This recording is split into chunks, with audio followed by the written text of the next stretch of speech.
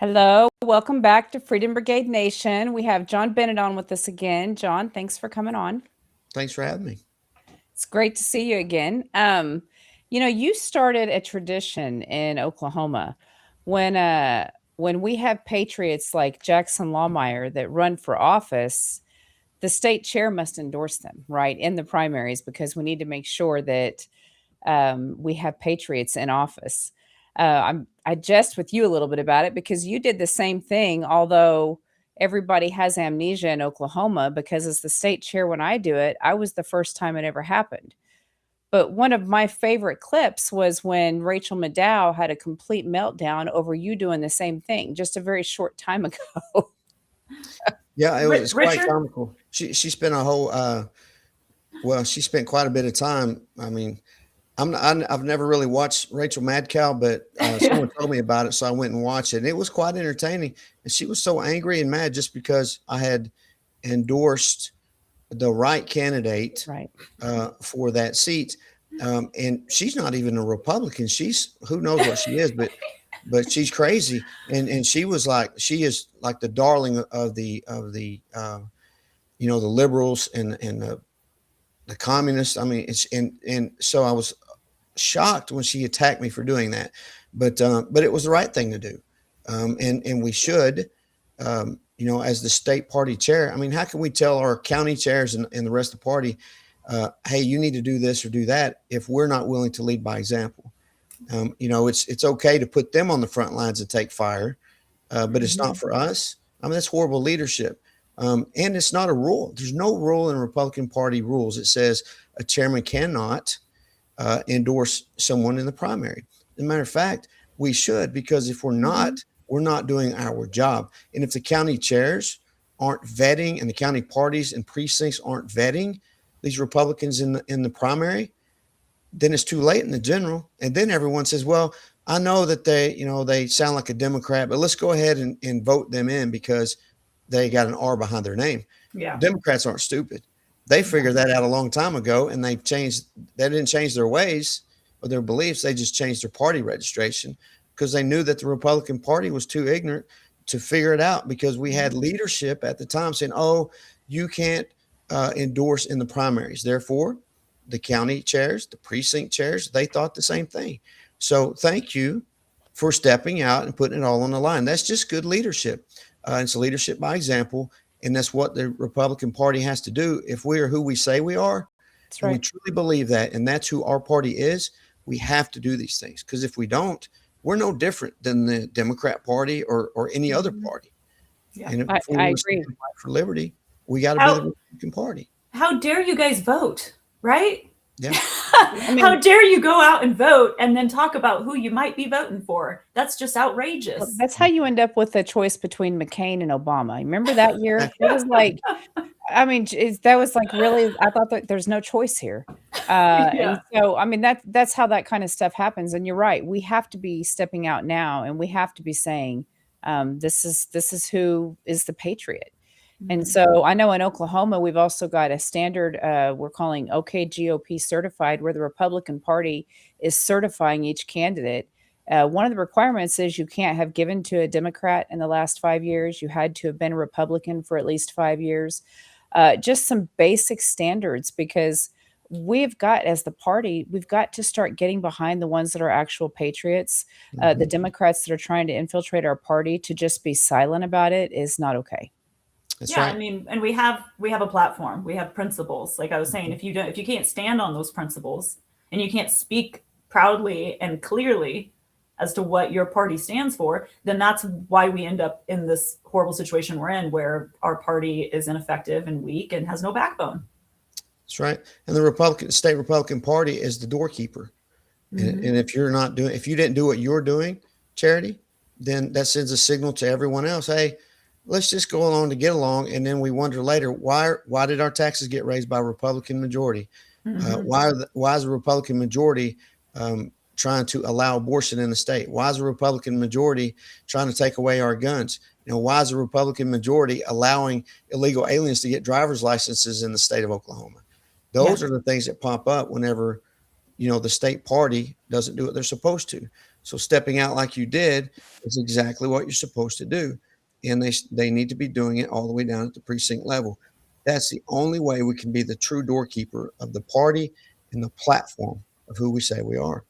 That's right. That's right. Well, John, I didn't bring you on to talk about the Republican Party, but I couldn't let it go. I do completely blame you for holding the Republican chair seat, but that's okay. The one thing you did have to deal with is now you are the second best Oklahoma Republican Party chair. You used to be number one, now you're number two, but I understand it's how that works out, right? Jealousy is an ugly, ugly I thing. know, but I pray for you every day. It's okay. And no, I heard, so I thought it was today, and you corrected me and said it was yesterday. But I think the biggest issue in America is the Islamic takeover.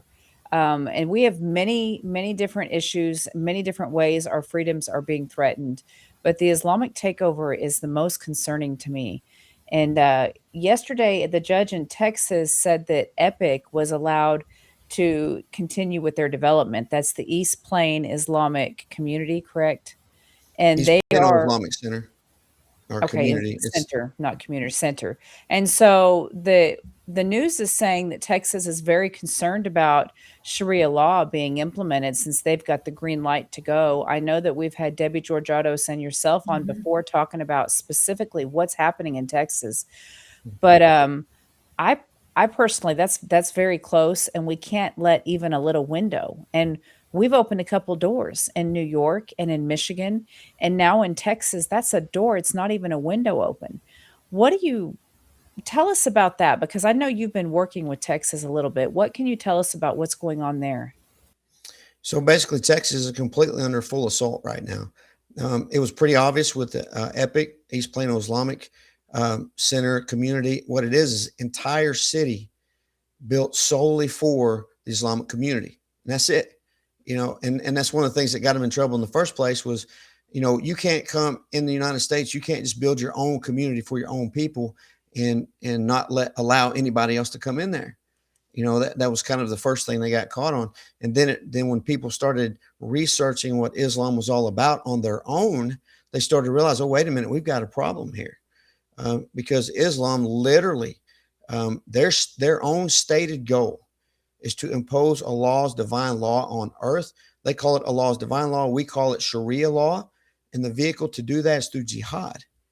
And when you look up the definition of jihad, it's legally defined in Allah's divine law, by the way, is etymologically derived from the word mujahada, signifying warfare to establish the religion, which is Sharia. I mean, literally, it's called warfare against all non-Muslims. That's a So it's not a problem. religion. No, it's a It's complete way of life. They use a yeah. deity to push their agenda. I mean, because it's a controlling driver. If a law says it, they have to do it. But I want to make this very clear. It is a complete way of life for a Muslim.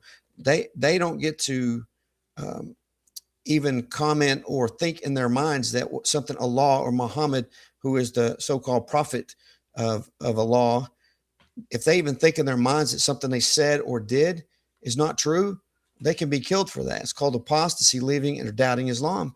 And they literally can be killed. It comes with capital punishment. And they're literally controlled by that deity. But it's a complete violent political system that enslaves them as Muslims, and it's literally violently subjugates all non-Muslims. And that's exactly what it is. But yet here in the United States, they have for years, decades.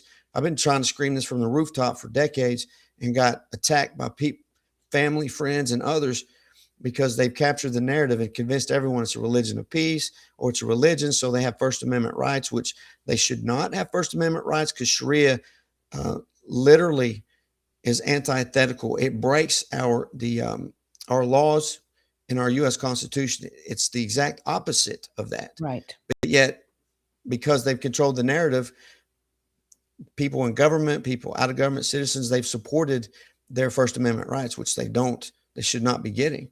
I mean, this is the most violent and the most dangerous threat that we face here in America today and the world. I mean, you don't have to look no farther than the United Kingdom.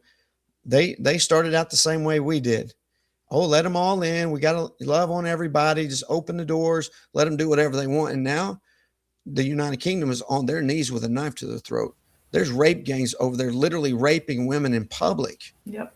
I mean, they've insinuated themselves in their government. They're changing laws to benefit their movement. I mean, I got to give them credit. They are very good at what they do. Mm-hmm. It's a long game for them, and they're using a deity, a law, to force other Muslims to go along with their plan and agenda. And they have literally taken over almost all of Europe. Mm-hmm. And they're doing it in the United States as well. Yeah, So- Europe's just a little further along, but what we see with like Ireland, God bless the people, the farmers and the people in Ireland protesting for their freedoms and their rights. But you know, like Sidney Powell says all the time, like a lot of these constitutional, very smart attorneys are just screaming, like you have been for a long time, saying this is just completely against the Constitution on every level, and it's not lawful. And on its face, it should just be completely, like you're saying, not allowed. Period. Yeah. End of discussion. So there's a lot of people across the United States that say, "Oh, I have Muslim friends. These are friendly people." And I know your answer, but I want to hear it from you. What would you say to the people? Because most people don't live in Michigan, Texas, or New York, while there are a lot. But the rest of the country needs to understand how serious this is. You're saying that these people, if they are friendly Muslims, either don't follow the Allah's divine law, or they are liars. Is that Pretty much. You summed it up very well. So, you know, a lot of Muslims, they self-identify with being a Muslim because that's the way they were raised. And a lot of Muslims don't even know everything that's commanded to them. But if they break it, they will be told. And if they don't get it right, they will be killed. It's very clear in the law's divine law. It's a thing called progressive revelation. So the most perfect Muslim for all Muslims, they're commanded to follow and do. He's supposed to be exalted, and he's the highest standard of character for a Muslim. So they have to follow and do everything that he said and he did. So at least 91 times in the Quran, it says that Muhammad is perfect. They got to follow him. So they're commanded to do that. So what Muhammad did in the very beginning, when he started Islam, he started in Mecca down the Southern Arabian Peninsula, didn't hardly get any followers at all during that time frame. It was conciliatory type message he was trying to speak. He basically hijacked the Old Testament and then twisted it to his benefit. Try to get people to follow it. Nobody would follow it. And one time the Meccans got so tired of him, they banned him out to the desert, and he almost died, which later, once he got his army and came back, he killed all the Meccans. But anyways, he basically was booted out of Mecca, and he immigrated up to Medina. And as he immigrated to Medina, he started to change his message. It's called the doctrine of abrogation, which is in the Quran, by the way. So he went from a conciliatory, peaceful type message. He went to the very political, violent, militant message that has overridden, abrogated, or changed the verses that was before it. And that's what they're supposed to be following today. So once he got the numbers in his army, he started forcing people, convert or you die. Of course, people converted, built his army up. He's, turned into a very political, violent leader. He started raiding caravans and giving all the people following him some of that money and some of the things that went with it. And then his army grew even bigger because nobody wanted to die. Unless you were a Christian or a Jew or Zoroastrian, he'd give you another option. You convert, you die, or you pay the jizya, which is a poll tax. It's a slave tax. You can live as a slave under Islam. You can't practice your religion at all, but they'll let you live. And you don't have to convert to Islam. And you live underneath their authority and their control. So that's when they say, well, there's no compulsion in Islam, because they think they give you a choice. Convert or you die, or you convert, you die, or you pay the slave tax. So and when he moved from Mecca to Medina, over time, he would progressively change his message, and he would reveal it to his followers. And he changed it from conciliatory to very violent. And that's what they do still to this day, because the leadership, the imams and others, they don't come right out of the bat and tell you, oh, by the way, you're supposed to smite the neck of all the unbelievers.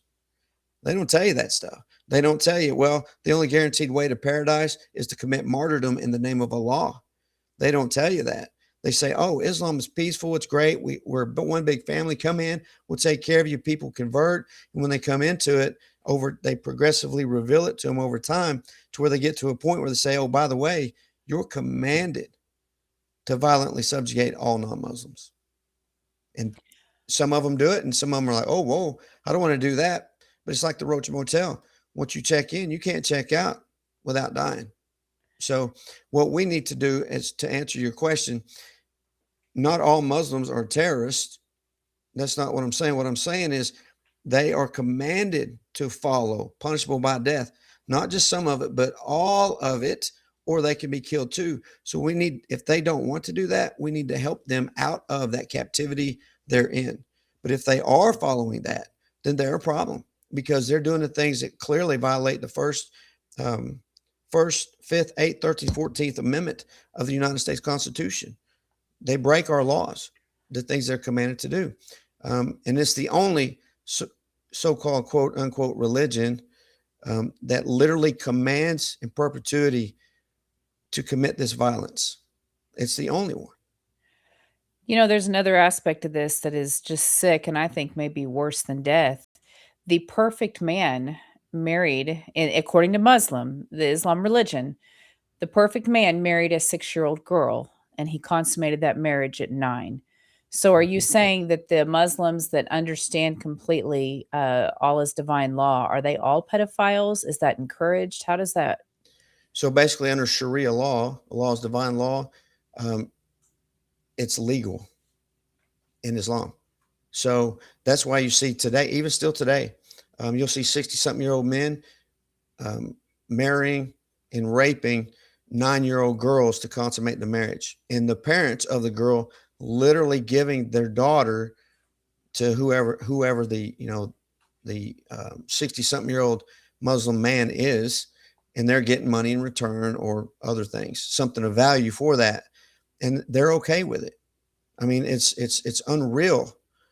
And they're okay with it because Allah says it's okay, because Muhammad did it. And Muhammad's the perfect example, which, by the way, he married a 6-year-old girl by the name of Aisha and consummated the marriage, raped her at age 9 to consummate the marriage. And that's why you see Muslims today think, well, it's okay, we can do it. Muhammad did it because he's perfect.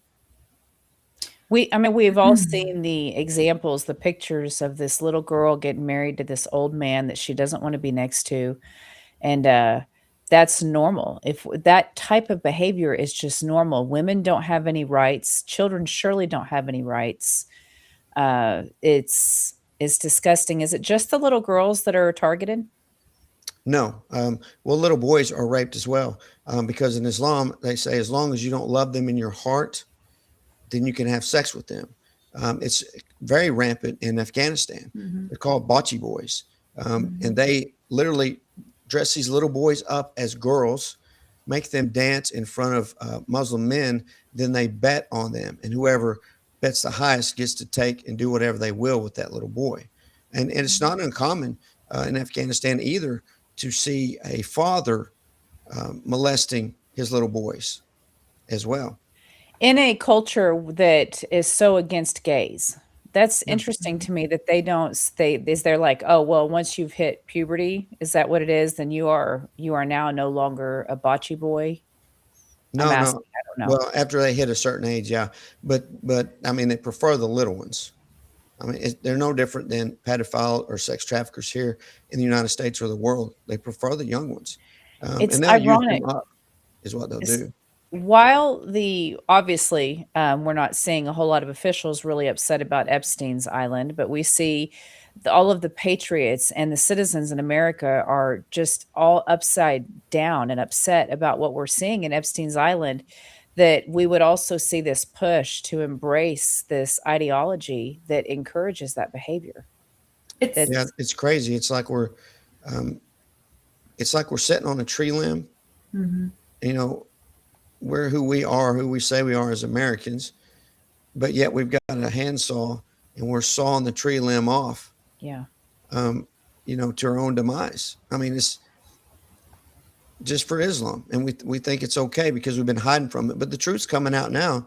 I mean, and really, all you have to do, and I don't recommend people use Chat GPT to ask it. or any other AI because it is slanted. Mhm. You're getting what's already been programmed in there. Go to the actual sources. I mean, the Islam that we're talking about right now is normative, universally taught and accepted Islam throughout the world. And it is found in Allah's divine law. We know it as Sharia law. And Sharia law is made up of the Quran um, and the Hudud, which are the words and actions of the Prophet Muhammad. He's the perfect Muslim. And it's just amazing to me. It's in black and white, and it's in English and certified, by the way, the English translation by Al Azhar University. That is the university in Egypt that trains all the Islamic scholars on Sharia. They certified it as the most accurate um, Arabic translation or most accurate translation of the Arabic original. And it's written in English. You know why? Because most of the Arab world speaks English. Mhm. So they So put it what in book is English, and that? it's punishable by death. If one Muslim lies to another Muslim about what Islam really is, they can be killed. They're commanded Wow. to lie to non-Muslims. But if one Muslim doesn't, if one Muslim lies to another Muslim about what Islam truly is, they can be killed for that. So how can they justify that as they bring them in and say, this is a peaceful religion? You were saying before that they start by kind of sugarcoating it and then they take away layers. So how do they justify that, or is there just no common sense? It doesn't seem to follow when they're bringing them in and saying, this is peaceful, this is good, and then they find out it's just the opposite. Where's the line in the lying? Well, see, that's it because we don't. Well, all the government officials from local to the highest level in the land, they all took an oath. It's their duty and responsibility to know what their doctor says before they invite them into our country. The problem is they haven't. And a bigger problem than that, and we know this as a matter of fact, because they held the largest terrorism financing trial in U.S. history from 2004 to 2008 in Dallas, Texas, or north of Dallas, Texas. The Muslim, they literally found all the documents and evidence from a senior Muslim brother here in the United States called Ismail El Barisi in a hidden sub basement that which led to the trial from 2004 to 2008. The Muslim Brotherhood literally laid out their plan to destroy the United States from the inside out. Now, the trial didn't happen until 2004. They wrote the memorandum in 1991 and literally said, we're going to destroy the United States from the inside out, sabotaging their miserable land using their hands, which he's talking about communists and Marxists that are aligned with the Islamic movement, even though they're ideologically opposed in almost all their beliefs. They have a common goal: destroy this God blessed constitutional republic. And it went on to say, and destroy and by the hands of the other believers, which are other Muslims. The Muslim Brotherhood literally had a plan, detailed plan. They had all the organizations that were helping them, which are still on the unindicted co-conspirators list today, because Barack Hussein Obama decided not to prosecute anymore after 2008. They had strategy, doctrine, and written plans to execute that strategy, and the organizations to do it. And they are literally doing it today with impunity. They're in Oklahoma. They're all through the United States. And a lot of people, and they were identified through evidence in the Holy Land Foundation trial, Islamic Society of North America, North American Islamic Trust, which is the bank of the Brotherhood. You've got Hamas doing business as the Council on American Islamic Relations, which has Hamas Day, Muslim Day. I call it Hamas Day because they sponsor it. They have Muslim Day at every state capital throughout the United States and have been for, well, probably over a decade. It's unreal how they've insinuated themselves into our entire society, and no one's even said anything about it, even though their doctrine clearly states it. The Muslim Brotherhoods or the U.S. versus the Holy Land Foundation trial, which has all the evidence on how their doctrine and their strategy and plans, how they're going to do it. They've been executing it perfectly ever since then. And by the way, they wrote that in 1991. In 1993, the FBI monitored out of Philadelphia. All the senior Muslim brothers in America met, and they tapped their phones in their rooms and the conference rooms they spoke in, and got a treasure trove of evidence there. Very clear what their intent is. So in my line of work, it's called an investigative clue. If their doctrine states it, you've got an entire organization literally evidenced in trial, factual evidence in a trial showing their clear intent. And then we're seeing today the intentional outcome of that. That is a complete conspiracy to overthrow the United States of America. And they should be prosecuted and kicked out of the United States. Absolutely. Where can we find that plan? Can the average person find that? Absolutely. Then go to Google and type in the U.S. versus the Holy Land Foundation trial. And it's all spelled out there very clearly. Now, you were telling us about Allah's divine law. The average person, there's two books that I've heard you talk about. Is it the Sirah book? Is that how you say it? Yeah. So the Sirah is the words and actions of basically Muhammad's biography. And it's very authoritative. So they're supposed to follow that. All the things he did and said, and that's how we know what he did and said and what he did in his life. I mean, he had like committed 84, participated in at least 84 battles or wars in about 12 years or less. He was very violent and very political, militant guy. It's very clear. You ever wonder why when someone has a Draw Muhammad contest like they did in Texas, I think it was in Garland, Texas, maybe, two jihadis went down there. Two Muslim terrorists went down there to kill everybody, shoot them up. And they were met by a security guard at the entrance. And the security guard dispatched both of them. But you ever wonder why they went down there to kill everyone in there for drawing Muhammad? Because in the United States, that's a First Amendment protected right. They did it because Muhammad, in one of the hadiths, the second most authoritative hadith according to Islam, said that Marwan's daughter was brought to Muhammad. She was talking bad about him, and one of Muhammad's followers killed her in her sleep. Matter of fact, she had a baby laying on her stomach, and the guy snuck in there at night and killed her. He felt bad about it. He told Muhammad, and Muhammad said, according to Islam, don't you worry, two goats won't butt their heads together over it. He basically condoned it. So now if anyone draws a picture of Muhammad, talks bad about him, says anything like that, that's a signal for people to go kill those that did that. That's exactly why they drove down there and tried to kill them over that. And we saw it with Charlie Hebdo and several others. I mean, we just spent some time, you and I both, just spent some time with Tommy Robinson. They've literally blown his car up 3 times in the UK just for speaking the truth. And his own government, by the way, which has been the Muslim Brotherhood and others have insinuated themselves within that government, and they literally arrested him and put him in prison for speaking the truth about Islam. It's coming to America. It is. Now, how can we stop it? Before we do, I do want to mention The Reliance of the Traveler is the other book. If you want to look into what it says that I've heard you talk about before that people need to get. Yeah, there's another one. It's called the Hudud, which is part of Sharia law. Okay. But it's separate only on the fact that in the Hudud, it's 7 specific crimes in Islamic law that require specific punishments, like cutting off your limbs, cutting off your head, things like that, which clearly violate the United States Constitution, by the way. But it's called the Hudud. It is part of Sharia law.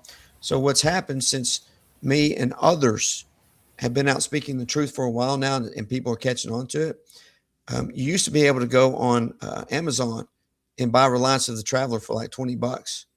You know what it costs today? About 100. Over $400. What? Because they stopped printing them. Wow. Well, that's something that I wish I would have got it when it was 100 a few months ago now. Well, by the way, there is another book, maybe the one you're talking about. This is the most widely used textbooks in Islamic schools in the United States of America. By the way, they teach them the exact same thing. These little kids, the exact same thing that they teach Al-Qaeda and ISIS fighters on the battlefield about Islam.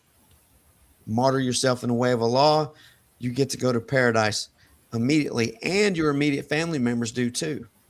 That's the only guaranteed way to paradise in Islam. Far cry from, um, Jesus dying on the cross for us. We're saved by grace. If you're a Muslim, the only guaranteed way for you to get to paradise is to commit martyrdom in the way of Allah. Kill yourself for Islam. And that's why you see kids and others literally blow themselves up, kill themselves, or sacrifice themselves for Allah, because they know, I'm going to go to paradise. So this book, they literally, I'll read you something out of it very quickly here. Literally says, on page 368, the paragraph subject is characteristics of an Islamic society. Says the very first line, to begin with, the law of the land is the Sharia of Allah. In the United States, it's the United States Constitution. Thank you. Clearly violates that, and is teaching these children the exact opposite of what they What's should the be name of taught. that book, John?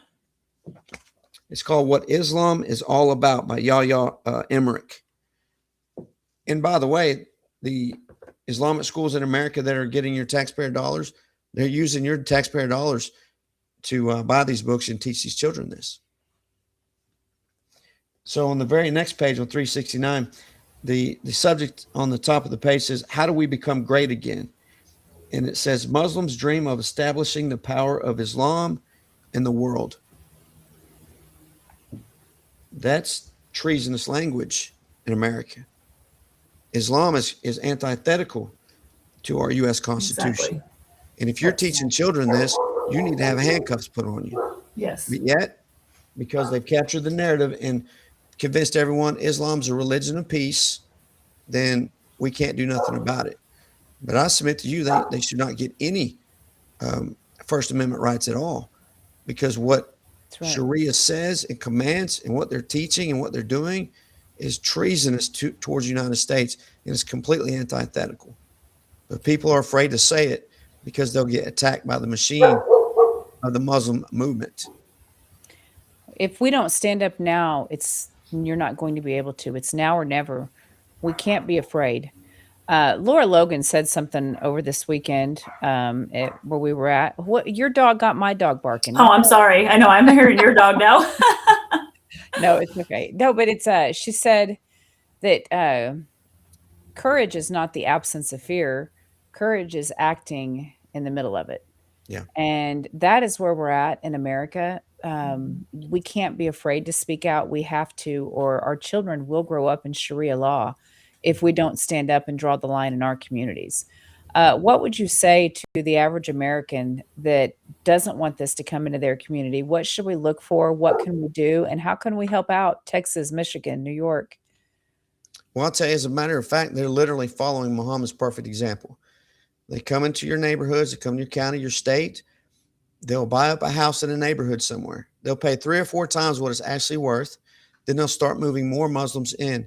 And then they'll target a 5-mile radius around that one house. They'll use that house for a mosque, and they'll start adjudicating Sharia law out of that once they get more people to come in. And then they'll start pushing out to the other homes. And as they start to come out in these communities, they start running non-Muslims off. They treat them very badly. They drop the value of the homes because of, how they live and the things that they do and how they treat non-Muslims. And people get tired of it. And then they wind up selling their homes within a 5-mile radius around the first home they bought at a third of what the home was. They'll buy them all up. They'll move more Muslims in. And then once they do that, they'll literally build a mosque. And then out of that mosque, they will adjudicate Sharia law, and they will grow out of that. And then they will pressure the city, the county, and the state to pass bills or laws or ordinances that will allow them to do what they want to do. For instance, halal.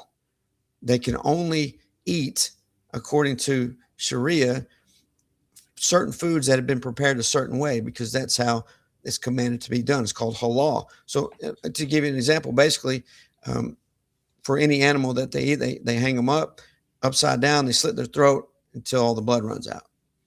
And then that's the only thing. It has to be halal certified. Well, they've been pushing in Texas and in other communities and areas to make halal processors, and forcing them to only sell halal meat so they can eat it. So they start pushing for these little things. They demand these accommodations, and most people give it to them. Like, oh well, we don't want to offend no one. Let's just give it to them. But what they're doing is Islam is not here to assimilate. They're very clear. You can go out on any search engine and look it up.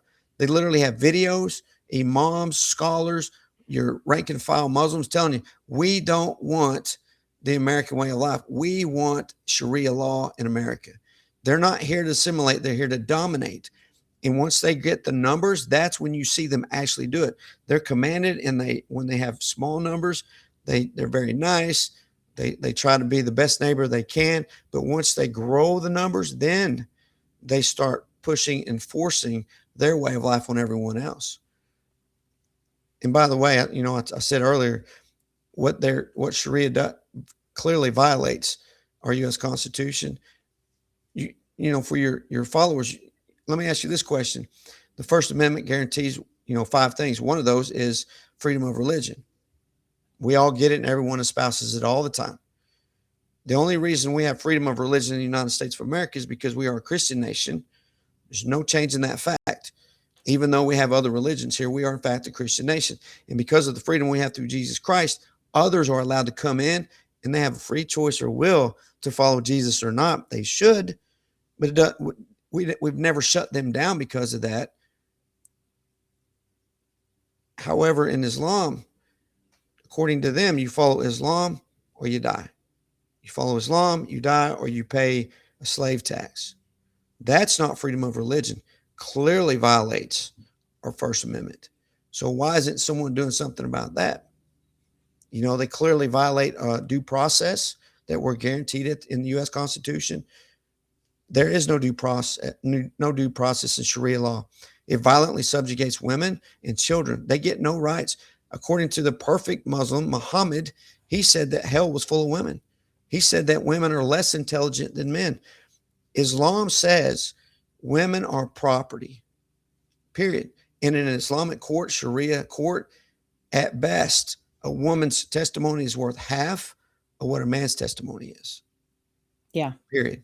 I mean, it's just unreal that, in homosexuals in Islam, I mean, they're literally pushing them off buildings. Mm-hmm.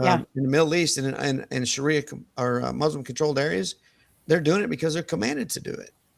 But yet you see signs like Palestine, queers for Palestine. It's amazing to me how they're meshed together at the local to the international level. And yet that entire LGBTQ movement is hated by Muslims because the law says so.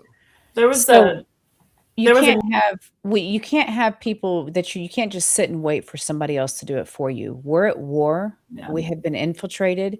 You need to go get some of the books. You need to do the reading. You've got to find out what it is. Brigades, as you are across the country going to your school board, your city council, your county commissioners, when you see them trying to come in any way, you're going to have to know what it is to recognize it.